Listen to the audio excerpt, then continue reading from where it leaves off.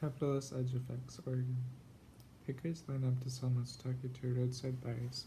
Precarious livelihoods show themselves at the edge of capitalist governance. Precarity is the here and now in which past may not lead to futures.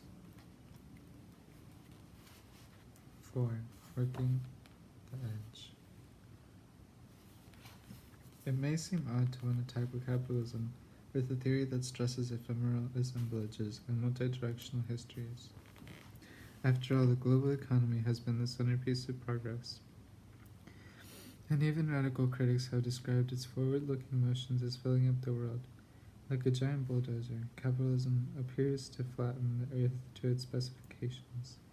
But all this only raises the stakes for asking what else is going on, not in some protected enclave, but rather everywhere, both inside and out. Impressed by the rise of factories in the 19th century, Marx showed us some forms of capitalism that requires the rationalization of wage labor and raw materials.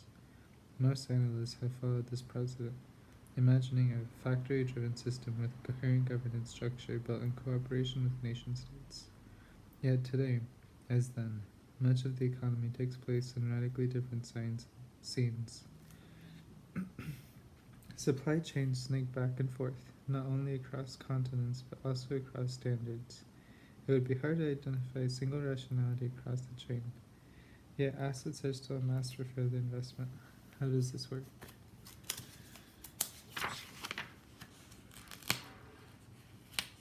A supply chain is a particular kind of commodity chain, one in which lead firms directly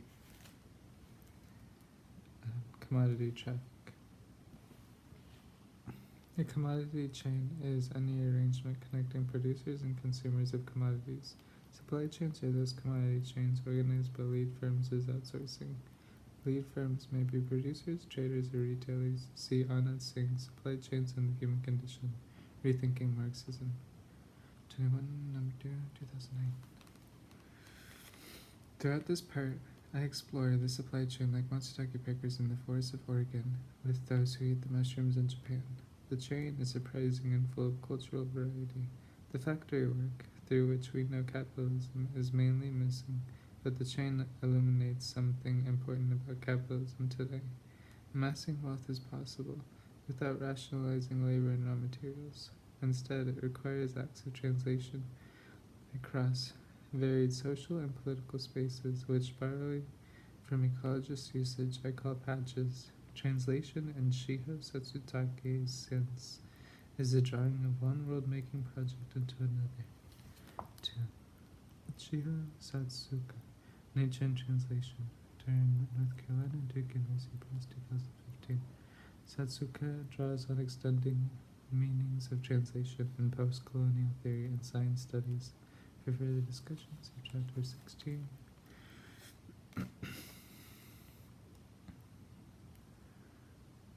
While the term draws attention to language, it can also refer to other forms of partial attunement. Translations across sites of difference are capitalism. They make it possible for investors to accumulate wealth. How do mushrooms foraged as trophies of freedom become capitalist assets and later exemplary Japanese gifts? Answering this question requires attention to the unexpected assemblages of the chain's component links, as well as the translation processes that draw the links together into a transnational circuit. Capitalism is a system for concentrating wealth, which makes possible new investments, which further concentrate wealth. This process is accumulation. Classic models take us to the factory. Factory owners concentrate wealth by paying workers less than the value of the goods that the workers produce each day. Owners accumulate investment assets from this extra value.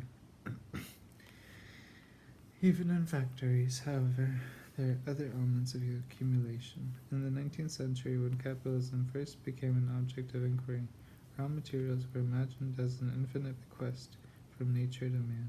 Raw materials can no longer be taken for granted. In our food procurement system, for example, capitalists exploit ecologies not only by reshaping them, but also by taking advantage of their capacities. Even in industrial farms, farmers depend on processes outside their control, such as photosynthesis and animal digestion. In capitalist farms, living things made within ecological processes are co opted for the concentration of wealth. This is what I call salvage, that is, taking advantage of value produced without capitalist control. Many capitalist raw materials, considered coal and oil, came into existence long before capitalism. Capitalists can also cannot produce human life, the prerequisite of labor. Salvage accumulation is the process through which lead firms amass capital without controlling the conditions under which commodities are produced. Salvage is not an ornament on ordinary capitalist processes. It is a feature of how capitalism works. 3. The term takes off from Marx's primitive accumulation, the violence through which rural people destined for industrial work are disenfranchised. As in Marx's analysis, I step outside industrial formation to see how capitalism comes into being. In contrast to primitive accumulation, salvage is never complete. Accumulation always depends on it. Salvage accumulation is also required for the production of labor power.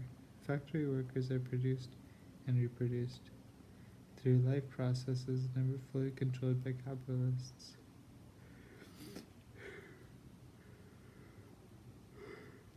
In factories, capitalists use the abilities of workers to make goods, but they cannot produce all those abilities. To transform workers' abilities into capitalist value is salvage accumulations.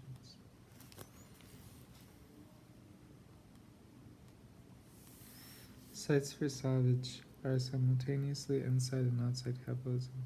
I call them peri-capitalist. 4. I reserve the term non-capitalist for the forms of value-making outside capitalist logics. Pre-capitalists or peri-capitalists is my term for sites that are both in and out. This is not a classificatory hierarchy, but rather a way to explore ambiguity.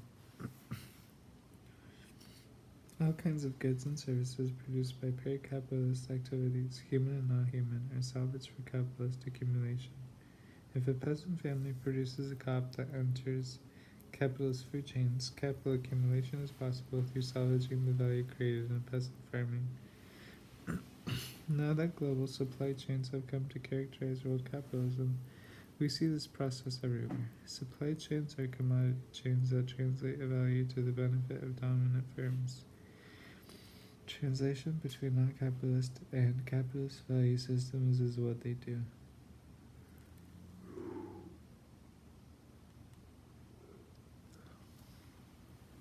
Salvage accumulation through global supply chains is not new, and some well-known earlier examples can clarify how it works. Consider the 19th century Ivory supply chain connecting Central Africa and Europe as told in Joseph Conrad's novel, Heart of Darkness. 5. Joseph Conrad, Heart of Darkness, 1899, Manila, New York.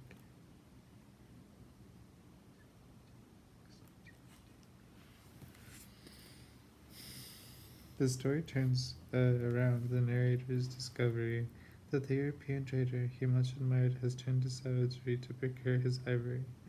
The savagery is a surprise because everyone expects the European presence in Africa to be a force for civilization and progress. The European presence in Africa, instead, civilization and progress turn out to be cover-ups and translation mechanisms for getting access to value procured through violence. Classic salvage. For a brighter view of supply chain translation, consider Herman Melville's account of the 19th century procurement of whale oil for Yankee investors. 6. Herman Melville, Moby Dick, 1851. Moby Dick tells of a ship of whalers whose rowdy cosmopolitan contrasts sharply with their stereotypes a factory discipline, yet the oil they obtain from killing whales around the world enters a US based capitalist supply chain.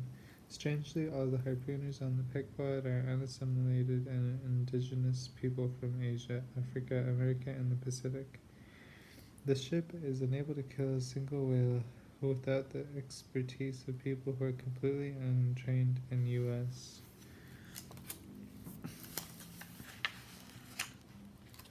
industrial discipline, but the products of this work must eventually be translated into capitalist value forms. The ship sails only because of capitalist financing. The conversion of indigenous knowledge into capitalist returns is salvage accumulation. So too is the conversion of wildlife into investments. Before you conclude that salvage accumulation is archaic, let me turn to a contemporary example. Technological advances in managing inventory have energized today's global supply chain. Inventory management allows lead firms to source their products from all kinds of economic arrangements, capitalists and otherwise. One firm that helped put such innovation in place is the retail giant Walmart. Walmart pioneered the required use of universal product codes, the black and white bars that allow computers to know these products as inventory. 7. Misha Petrovic and Gray Hamilton making global markets, Walmart and its suppliers, and Walmart, the face of for 21st century capitalism. Nelson Lichtenstein, Vanessa, New York, 2006.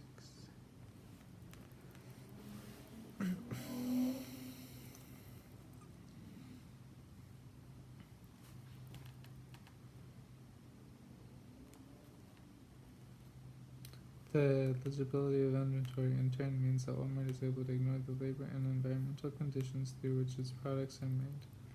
Pre-capitalist methods, including theft and violence, may be part of the production process. With a nod to Woody Guthrie, we might think about the contrast between production and accounting through the two sides of the EPC tag. 8. Was a high wall there that tried to stop me. A sign was painted said private property, but on the back side it didn't say nothing. This land was made for you and me. Woody Guthrie, this land was made for you.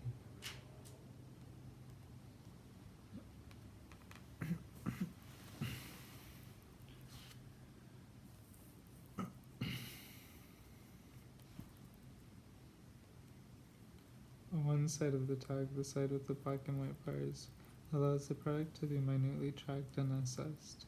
The other side of the tag is blank, indexing Walmart's total lack of concern with how the product is made, since value can be translated through accounting. Walmart has become famous for forcing its suppliers to make products even more cheaply, thus encouraging savage labor and destructive environmental practices. 9. Sources include Barbara Ehrenreich, Nickel and Dime, on Marketing by America, New York, Metropolitan Books, 2001, Lichtenstein, Walmart, Anthony Bianco, The Bully of Bentonville, The High Cost of Walmart's Everyday Low Prices, New York, Doubleday, 2006. Savage and salvage are often twins. Salvage translates violence and pollution into profit. As inventory moves increasingly into control, the requirement to control labor and raw materials recedes. Supply chains make value from translating values produced in quite varied circumstances into capitalist inventory. One way of thinking about this is through scalability, the technical feat of creating expansion without the distortion of changing relations. The legibility of inventory allows scalable retail expression for expansion for Walmart without requiring that production to be scalable.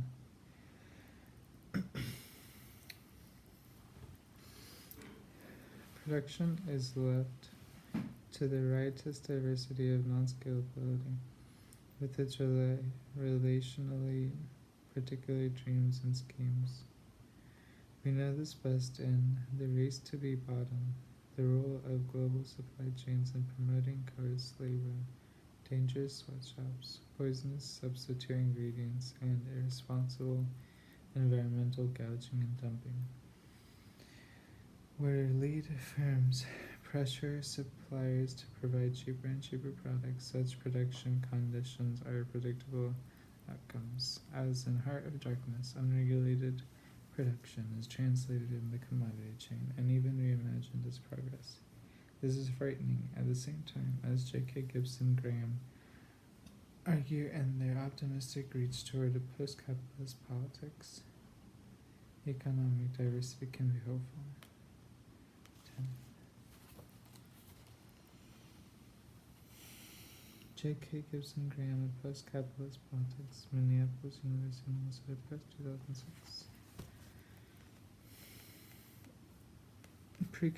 Pre-capitalist economic forms can be sites for rethinking the unquestioned authority of capitalism in our lives.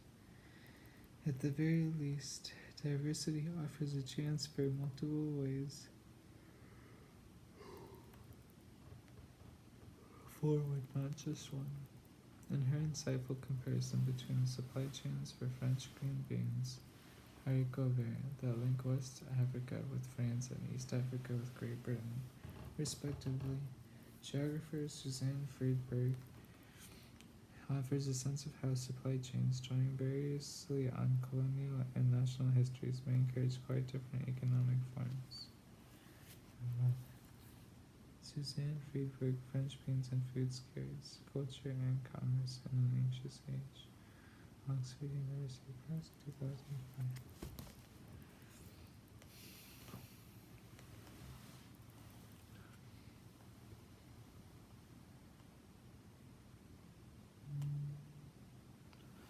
French neo-colonial schemes mobilized peasant cooperatives. British supermarket standards encourage expatriate scam operations.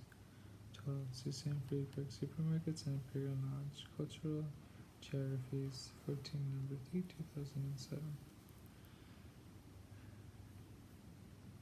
French